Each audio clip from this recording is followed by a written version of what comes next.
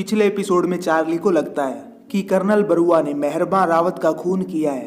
तो जब Charlie police वालों के साथ बरुआ के घर पहुंचती है तो उसकी पहले से ही मौत हो चुकी थी। अब आगे एपिसोड 6। एपिसोड की शुरुआत में एक पुराना सीन दिखाया जाता है जिसमें बरुआ और मेहरबान दोनों जंग के मैदान में होते हैं। मेहरबान बुरी तरह से घायल हो चुका था तो बरुआ ने उसे बचाने की कोशिश की, लेकिन मेहरबान ने बोला तू जा यहाँ से, मैं नहीं बचने वाला। लेकिन बरुआ ने फिर भी मेहरबान को बचाया। इसके बाद प्रेजेंट का सीन दिखाया जाता है जिसमें नारायण बरुआ के सुसाइड नोट को पढ़ते हैं और उसी के साथ बरुआ की कहानी दिखाई जाती है। उसने लिखा था, मेरे शब्द मेरे अपराध को नहीं बयां कर सकते। मैंने मेरे दोस्त मेहरबान और निकोल मॉरिस का खून किया है। मेहरबान जितना कामयाब बिजनेसमैन था उतना ही कामयाब दोस्त भी था। आंख के एक्सीडेंट के बाद मैं अल्कोहलिक हो गया। उसने ना सिर्फ मुझे मौत के मुंह से बाहर निकाला बल्कि जीने की वजह भी दी, स्की रिजॉर्ट। लेकिन एक दिन अचानक मेहरबान ने दिया हुआ गिफ्ट वापस मांग लिया। बरुआ ने रावत से कहा, सारा कुछ बेचना ठीक नहीं है, शादी के 1-2 साल तक आपको इंतजार करना चाहिए। इस पर मेहरबान ने बोला, मैंने निकोल से प्रॉमिस किया है मेरी एक पाई में उसे पार्टनर बनाऊंगा। इसके बाद हम दोनों साथ में इन्वेस्ट करेंगे। मैं अपना प्रॉमिस नहीं तोड़ सकता। बरुआ ने उदासी के साथ बोला, इस प्रॉमिस में स्की रिजॉर्ट नहीं, मेरी जिंदगी मेरी आत्मा सब बिक जाएगा। मेहरबान ने कहा, तो समझ ले सब बिक गया, तुम्हें कोई ना कोई नौकरी मिल जाएगी। बरुआ ने लिखा, एक दिन वो था जब मेहरबान को बचाने के सिवा कोई रास्ता नहीं था, और एक दिन ये है कि मेहरबान को मारने के अलावा कोई रास्ता नहीं है मेरे पास। उस दिन मुझे डॉक्टर राय की बारी का इंतजार था क्योंकि वहां डिनर के बाद हमेशा भूत प्रेत वाला खेल खेला जाता था। मुझे वसीमा की मानसिक बीमारी की जानकारी थी। मैंने वसीमा की मेडिसिन को बदल दिया जिसकी वजह से वो और कमजोर होने लगी। उस रात वसीमा के बोलने पर डॉक्टर राय ने कहा कि मेहरबान की मौत हो चुकी है। तब बरुआ उस बर्फीली रात में मनाली की तरफ निकल पड़े। इसके बाद रिपोर्टर ने नारायण से पूछा, पोस्टमार्टम रिपोर्ट में डेथ का टाइम 7 से 8 बजे के बीच बताया गया है और सोलांग से मेहरबान के घर का पैदल रास्ता कम से कम 2 घंटे का है। अगर कर्नल बरुआ 7 से 7:30 के बीच सोलांग से चला तो आधे घंटे में मनाली कैसे पहुंच गया? अपने पंखों पे उड़ के?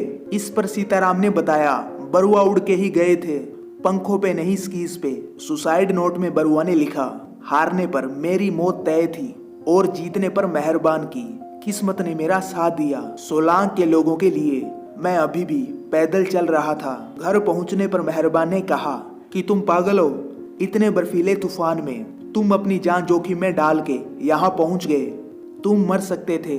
बरुआ के पूछने पर मेहरबान ने बताया कि ये चाबियां जिमी यहाँ पर छोड़ के गया था। इसके बाद बरुआ ने बताया कि सियांस में लेडी रोज ने कहा, death, I see death, you are dead. लेकिन मेहरबान को कुछ समझ नहीं आया। बरुआ ने कहा, तुम मेरे लिए जिंदा हो और बाकी सारी दुनिया के लिए मर चुके हो। तभी बरुआ ने शहद की बोतल को उठा के मेहरबान के सिर पे हमला किया जिससे कि वो नीचे गिर गया। फिर टूटी हुई बोतल के आगे वाले हिस्से को बरुआ ने मेहरबान के गर्दन पे हमला किया जिससे कि उसकी मौत हो गई। इसके बाद बरुआ ने स्कीज और शूज ऊपर वाले कमरे में छुपा दिए और मेहरबान के जूते पहन लिए। वहां बरुआ हनीफ के आने का इंतजार कर रहा था, लेकिन वहां जिमी आ गया। वो अपनी चाबियां वापस लेने आया था। तब बरुआ ने उसे पी पोल से देखा। जिमी ने दरवाजा खोलने को कहा, लेकिन दरवाजा ना खुलने पर जिमी वहां से चला गया। इसके बाद वहां हनीफ आया तो बरुआ पीछे वाले गेट से घूम के सामने वाले गेट पे आ गया और फिर पुलिस को फोन किया। तो जब पुलिस वालों ने दरवाजा खोला उनको घर में मेहरबान की लाश नजर आई। बरुआ ने लिखा था, मेहरबान के मरने के बाद स्की रिजॉर्ट मेरे नाम ही होना था क्योंकि उनके इच्छा पत्र में यही लिखा था। लेकिन तब निकोल बीच में आ गई तो उसे भी रास्ते से हटाना पड़ा। चार्ली सच में एक चालाक जासूस है, लेकिन पुलिस ने उसकी एक नहीं सुनी तो मैं बेफिक्र हो गया। तब हनीफ ने मेहरबान के गायब जूतों के बारे में पुलिस को बता दिया। अब चार्ली भी मेरे रास्ते में आ रही थी। बरुआ ने ही चार्ली के कमरे की खिड़की को बंद किया था, लेकिन वो किस्मत से बच गई। उसका बच जाना ही मेरे अंत का इशारा था। उस दिन जब चार्ली और सीताराम ऊपर वाले कमरे में उन जूतों को देखने गए तो वो जूते बरुआ अपने हाथों में लेके वहीं छुपा हुआ था। इसी के साथ जिमी को जेल से फ्री कर दिया जाता है।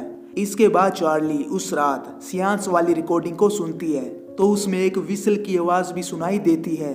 तब उसने सीताराम को बताया कि अभी भी हथियारे का हथियारा छुपा है, सिर्फ मेडिसिन बदल देने से ऐसा थोड़ी होता है कि ठीक उसी वक्त पे लेडी रोज प्रकट होगी और वसीमा के अंदर आ जाएगी। सुसाइड नोट में कुछ गड़बड़ की गई है। तभी वहां जिमी आता है। उसने बताया कि जान की मामी ने आज रात उनके घर पे डिनर रखा है तो मैं तुम्हें बुलाने आया था। सब तुम्हारा थैंक्स करना चाहते हैं। चार्ली ने कहा, तुम्हारा वीडियो किसने लीक किया? कहीं ये माया ने तो नहीं किया? जिमी ने बताया, वीडियो माया ने ही लीक किया है। उसने मुझे ब्लैकमेल किया था। मैंने उसे कहा था कि मैं ब्रिगेडियर मामा के पास पैसे लेने गया था, लेकिन जब मैं अरेस्ट हुआ तो उसने वीडियो लीक कर दी। इसके बाद चार्ली ने वरुण से पूछा, वो वीडियो तुम्हारे फोन में कैसे आई? उसने बताया, जिमी के अरेस्ट होने पर माया ने वो वीडियो मुझे भेजा था। उसने धमकी दी थी कि वो वीडियो लीक कर देगी। मेरे पास जितना भी पैसा था मैंने उसे दे दिया। सोचा मेहरबान अंकल के पैसे जब मिलेंगे तो सारा हिसाब क्लियर हो जाएगा, लेकिन उसने वेट नहीं किया और वीडियो लीक कर दी। इसके बाद रात को चार्ली और सीताराम जानकी के घर पे डिनर के लिए जाते हैं। चार्ली के आने पर सभी ने उसका वेलकम किया। इसके बाद चार्ली ने ड्रिंक उठा के कहा, टू ब्रिगेडियर रावत। किसी ने कहा, टू मामा जी। किसी ने बोला, टू मेहरबान। फिर चार्ली ने बोला, मुझे माफ करो, मैं कर्नल बरुआ को नहीं बचा सकी। वो आत्महत्या नहीं, एक हत्या थी। मतलब हथियारे का भी हथियारा है। वो इस समय आजाद है और इस कमरे में मौजूद है। तभी सब पूछने लगते हैं कि कौन है वो। तो चार्ली ने कहा, नहीं पता। फिर वो डॉक्टर राय के पास जाके उनसे कहती है कि लेडी रोज ही खूनी का पता लगा सकती है और वसीमा भी इसके लिए तैयार हो जाती है। तो डॉक्टर राय लेडी रोज को बुलाने की प्रक्रिया शुरू करते हैं। वो खून जैसा कुछ बर्तन में डालते हैं और बैकग्राउंड में हॉरर म्यूजिक चलता है। तब चार्ली विसल बजाती है तो वसीमा को कुछ होने लगता है और वो पहले की तरह बोलने लग जाती है, आई सी डेथ। सबको लगता है कि वसीमा के अंदर लेडी रोज की आत्मा आ गई। तब विलायत जानकी से कहने लगती है, आप कुछ कीजिए नहीं तो वसीमा मर जाएगी। तो जानकी भी विसल बजाती है जिससे कि वो शांत हो जाती है। इस पर चार्ली ने कहा, ये चाल था, धोखा था, फरेब था। इसे हाइपोटिक ट्रिगर कहा जाता है। हाइप्नोसिस प्रैक्टिस करने वाले साइकोलॉजिस्ट ट्रीटमेंट के दौरान अक्सर इसका इस्तेमाल करते हैं। ऐसा करने से वो पेशेंट के दिमाग में भ्रम पैदा कर देते हैं और उनके सोचने और समझने की शक्ति पे काबू पा लेते हैं। यह सब चार्ली ने बुक में पढ़ा था और वीडियो में देखा था कि जब कोई आदमी ट्रिगर होता है उसके लिए कोई शब्द, कोई लाइन और कोई साउंड यूज की जाती है। ये साउंड विसल की भी हो सकती है। चार्ली ने बताया, कर्नल बरुआ को लगा था कि ऊपर वाले कमरे में स्की बूट्स गायब करके वो बच जाएंगे। इसके बाद एक पुराना सीन दिखाया जाता है जिसमें जानकी को बरुआ के पास से सोरबी टैबलेट मिलती है। बरुआ ने कहा, ये हार्ट के लिए है। मैं इतनी टेंशन में था, लगा हार्ट अटैक आ ही जाएगा। इस पर जानकी ने बताया, आप ध्यान रखें, इसकी ओवरडोज जानलेवा हो सकती है। और इसी के साथ जानकी सोरबिट की कई टैबलेट बरुआ की चाय में डाल देती है जिससे कि उसकी मौत हो जाती है। चार्ली ने जानकी से कहा कि आपको सुसाइड नोट लिखते समय थोड़ा केयरफुल होना चाहिए था, क्योंकि आप ही ब्रिगेडियर को मेहरबान बुलाती थी। यानी बरुआ ने जो सुसाइड नोट लिखा, जानकी ने उसे चेंज किया। चार्ली ने कहा, आपने वरुण के फोन से जिमी की वीडियो लीक की। आप चाहती थी कि इसके बाद मैं जिमी को छोड़ दूंगी और इस केस के इन्वेस्टिगेशन को भी। आपको लगा मैं वापस चली जाऊंगी और मैं चली भी गई, लेकिन मैं वापस आ गई। आपने मेरी जान लेनी चाहिए और आपके पति ने ही मेरी जान बचाई। इसके बाद चार्ली कमरे से एक पेंटिंग लेके आती है और वो सभी को कुछ पुरानी फोटोज दिखाती है जो उनको मानस के बैग में मिली थी। उन फोटोज में जानकी भी थी और उसकी ईयररिंग्स बिल्कुल वैसी ही थी जैसी उस पेंटिंग में। चार्ली ने सबको बताया कि जानकी ही थी ब्रिगेडियर की मिस्टीरियस वुमेन। वो सिर्फ आपको ही प्यार करते थे। लेकिन तभी जानकी ने सच बताया, वो मुझे प्यार नहीं करते थे। उन्होंने मुझे और अपने बच्चे को छोड़ दिया। यानी वरुण मेहरबान और जानकी का लड़का है। फिर एक पुराना सीन दिखाया जाता है जिसमें मेहरबान जानकी की पेंटिंग बना रहा था। दोनों एक दूसरे से प्यार करने लगे थे, लेकिन फिर मेहरबा ने शादी के लिए मना कर दिया और उसे रुकने को कहा। मेहरबा ने बताया, मैं खुद को नहीं संभाल सकता, घर कैसे संभाल पाऊंगा, तुम अपना अबॉर्शन करवा लो जानकी। लेकिन जानकी अपने बच्चे को नहीं खोना चाहती थी। फिर जानकी ने मेहरबान के भाई मोहन से शादी कर ली। इसके बाद मेहरबान ने अपनी लगभग सारी पेंटिंग्स को जला दिया और फिर मेहरबान ने आर्मी ज्वाइन कर ली और वरुण ने भी उनके कदमों पे चलते हुए आर्मी ज्वाइन करने की ठान ली। लेकिन फिर एक्सीडेंट हो गया तो जानकी को वापिस से मेहरबान के पास जाना पड़ा। वो निकोल की पेंटिंग बना रहा था जो सिर्फ 20 साल की थी। जानकी के पास 30 लाख रुपए थे और उसने मेहरबान से वरुण के इलाज के लिए 1 करोड़ रुपए मांगे। लेकिन मेहरबान ने कहा कि मैं निकोल से बात करके बता दूंगा। इस पर जानकी काफी गुस्सा हुई और कहा कि ये 20 साल की लड़की हमारे बच्चे के बारे में तय करेगी। मेहरबान ने बोला, हमारे बच्चे की जिंदगी का फैसला तुम्हारा था, हमारा नहीं। तो मेहरबान ने जानकी को पैसे नहीं दिए।